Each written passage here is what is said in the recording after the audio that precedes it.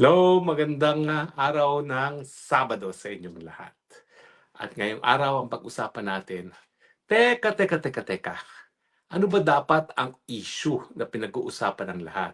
Bakit parang ang dami-daming mga ibang issue na lumalabas ngayon? Simulan natin, ha? Si BBM. Panay ang labas ngayon, pati sa social media na nagsasabi, ipakukulong natin ang mga nagnakaw sa kaban bayan bago magpasko. Ayan. Tapos palagi niyang sinasabi, arestuhin na si Diskaya, maka-cancel o na-cancel na ang passport ni Zaldico. Siyempre, ang pinalalabas niya, siya pa ngayon ang hero laban sa korupsyon. Samantala, alam naman natin na gaya ng sinabi ni Zaldico, ang Presidente Marcos Jr., ang sinasabi ni Amy Marcos na kapatid niyang bangag, ang punot dulo ng issue ng korupsyon sa Pilipinas. So pero kita nyo ha, parang siya ang hero na ako lang ang presidente na humabot sa mga kurap. Paano naman hahabulin ang mga kurap? Talaga naman ikaw ang punot dulo niyan. Bakit? Una-una, ikaw ang namili kay Tambaluslos para maging speaker. Si Tambaluslos ang namili kay Zaldico. At ang si Zaldico nagpatupad ng order. Yung huling revelasyon ni Zaldico, mag-insert ng 100 billion para nakawin pa ng presidente mismo. At siya mismo nagde-deliver ng 25% para kay presidente, no? Pero ngayon, no, pakikinggan mo ang Marcos Jr. Wow, pakukulong ko si Diskaya. Si Diskaya, yan ay naging instrumento lamang ng mga politiko para mapera yung pondo na nakalaan sa flood control. Kung wala namang mga politiko na nasa likod ng mga pagnanakaw sa taong bayan, wala rin magiging papel ang mga kontrista gaya ni Diskaya. Di ko sinasabi na wala silang pananagutan. Meron talagang pananagutan, no? Pero kung hindi din dahil sa kanilang mga sinisiwalat, hindi natin malalaman kung sino talaga ang tunay na mastermind sa likod ng pagnanakaw sa bayan. Ganyan din nga yung kaso ni Zaldico. No? Kung hindi nagsalita si Zaldico, wala pa talaga tayong pruweba na pananagutan ay um, ang pananagutan ay talagang umaabot sa ulo sa presidente mismo. Ang kauna-unahang testimonya na ganyan nga ay galing kay Zaldico. Kaya nga, maski alam natin na imposible hindi kumita si Zaldico pagdating ng taktang panahon. Kapag panahon na talaga para habulin ng mga nagkasala sa taong bayan, kinakailangan natin ang testimonya ni Zaldico. Pero hindi lang yan ang ginagamit nilang mga issue para lihisin ang ating atensyon.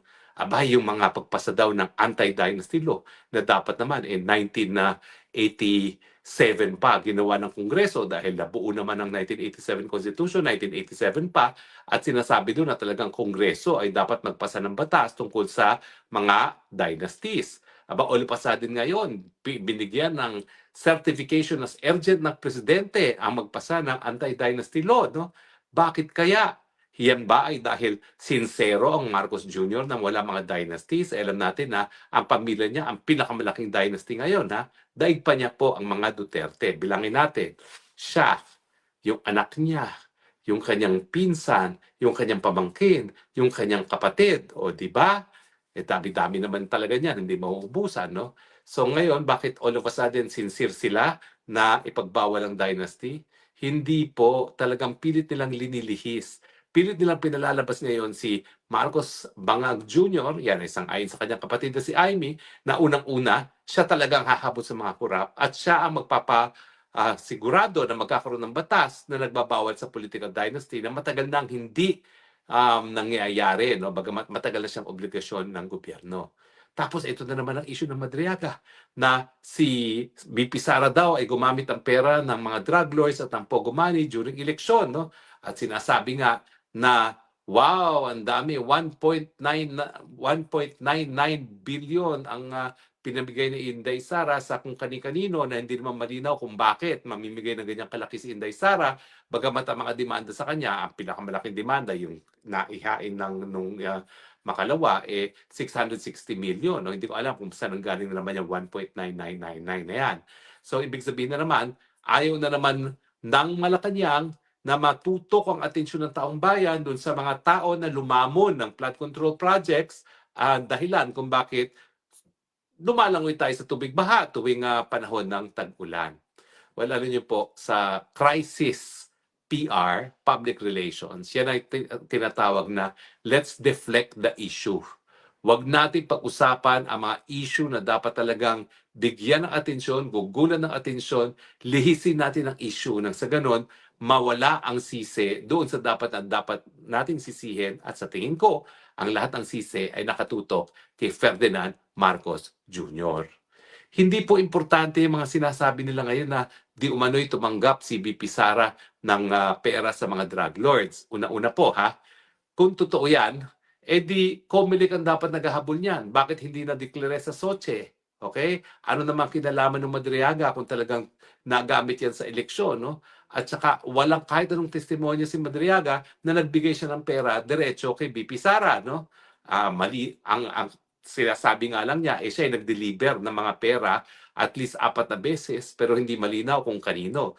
Yung isang beses nakita lang niya na nasa isang sasakyan na dinerive daw ng isang asawa ng abogado sa isang ombudsman. It turns out, yung asawa ng ombudsman lawyer na leon, isang attorney kilala, hindi nagda-drive. So paano niya nakita nagda-drive yung asawa hindi nga marunong mag-drive, no? Nakakatawa naman itong mga ito. Pero yung mga bagay-bagay na yan, kung sila tumanggap ng campaign fund sa SOCHE, dapat COMELEC ang nag-iimbestiga niyan at walang iba. At saka bakit ngayon lang lumabas? Yan yung nakapagtataka. Kaya talaga alam po itong si Madriaga, para lihisin lang ang issue. Dahil sa katagal-tagal naman nakakulong na siya, 2023 pa siya nakakulong, magtatatlong taon na siya sa kulungan, bakit ngayon lang siya nagsasalita? At bakit doon sa kanyang mga counter affidavits na ginamit niya laban dito sa kasong kidnapping na nakabinbin ngayon dahil lang kung bakit siya nakakulong, wala naman siyang kahit anong sinabi na siya ay taong gobyerno nung nakaripas. Ang nakita lang nga lang namin isang confidential agent ID ng NBI na hindi ibig sabihin siya ay isang empleyado ha. Confidential agent, informant lang yan. Wala talagang employer-employee relationship sa panig ng Madriaga at ng NBI. Pero lahat itong mga isyong ito, yung mga anti-dynasty law, yung mga paghahabol daw kay Diskaya at kay Zaldico, yung ngayon, mga issue laban kay BP Sara, lahat yan, ang intensyon nila, malimutan natin na ang issue pa rin ngayon ay ang pinakamatinding korupsyon sa kasaysayan ng Pilipinas, at least 1 trilyong pisong nawala, pondo na nakalaan sana sa flood control projects na linamo ng mga buhaya.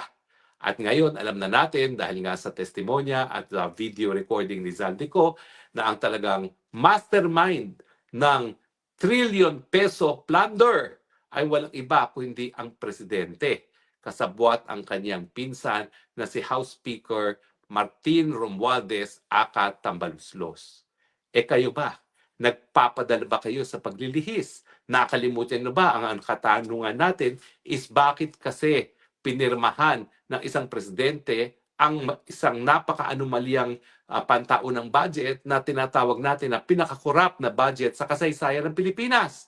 Di ba kung meron pananagutan para sa pinakakorap na budget na naipasa ng Kongreso, yan ay dapat yung presidente na siyang naglagda, nagbigay ng kanyang lagda, naglagay ng kanyang lagda para maging epektibo ang pangtao ng budget. Bakit ngayon sasabihin niya hugas kamay siya na parang siya pa ngayon ang hero?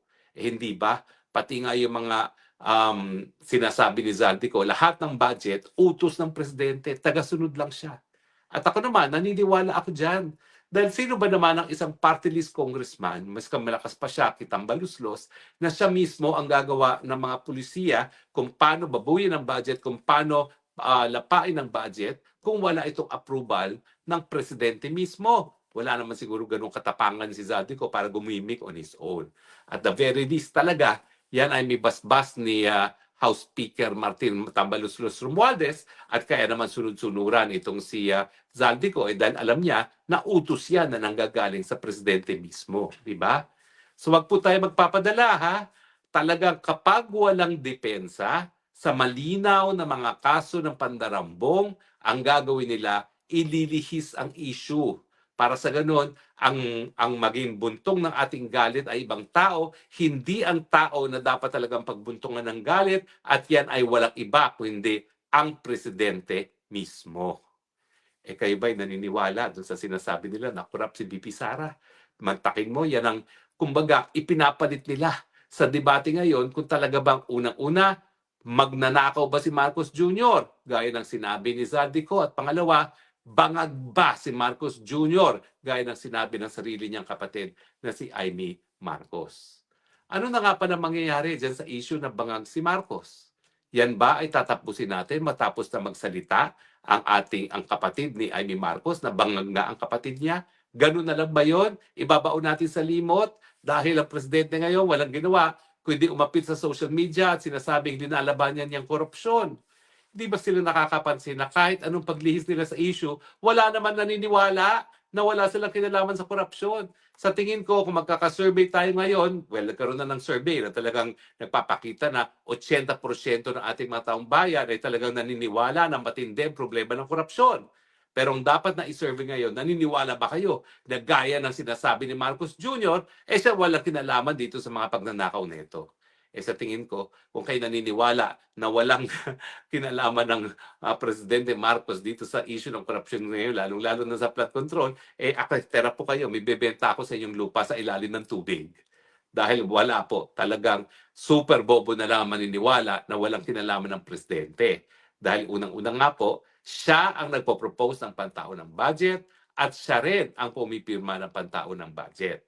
Siya rin ang talagang arkitekto ng pagnanais na siya ay manatili sa pwesto miski matapos ng 2028 at siya rin ang autor noong solusyon para mawala ang banta sa kanilang plano na manatili sa pwesto beyond 2028 at yan nga ay sirain ang Inday Sara Duterte.